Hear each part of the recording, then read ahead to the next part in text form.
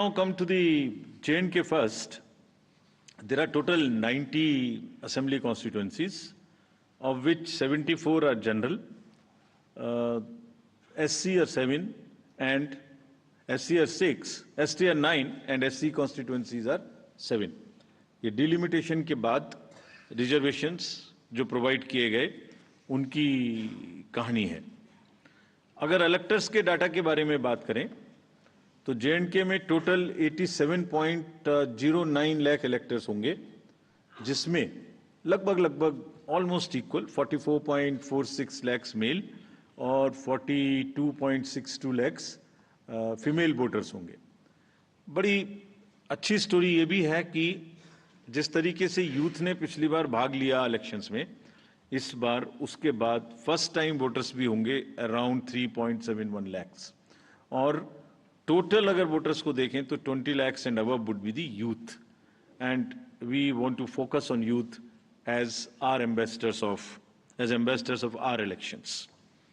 Electoral roll बनने की प्रक्रिया चालू है और काफी समय से आयोग ये बात की तैयारी कर रहा था कि जैसे ही मौसम थोड़ा ठीक हो, जैसे ही अमरनाथ जी यात्रा खत्म हो, तो आप देखेंगे कोइंसिडेंस नहीं है, 19 अगस्त को अमरनाथ जी यात्रा खत्म होगी और 20 अगस्त को फाइनल रोल भी पब्लिश हो जाएगा।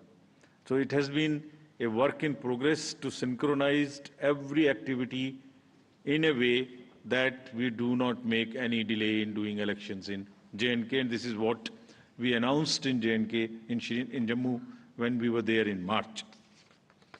ये पब्लिकेशन 20 को हो जाएगा, सभी पॉलिटिकल पार्टीज को इसकी कॉपी इलेक्टरल रोल की उपलब्ध कराई जाएगी।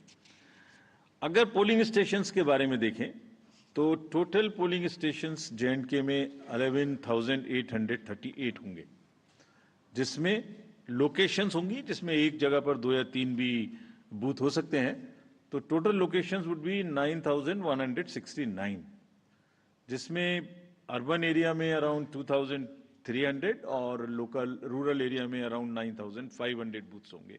सो predominantly it's a rural kind of area.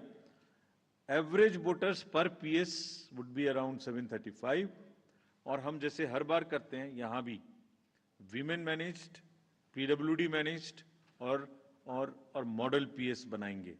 वैसे तो इंस्ट्रक्शंस हमने दिए कि हर पोलिंग स्टेशन पे एक उत्साह का माहौल होना चाहिए, एक उत्सव का माहौल होना चाहिए, और सभी को किसी ना किसी तरीके से नए तरीके से बनाएं। लेकिन खास तौर से जो मॉडल पोलिंग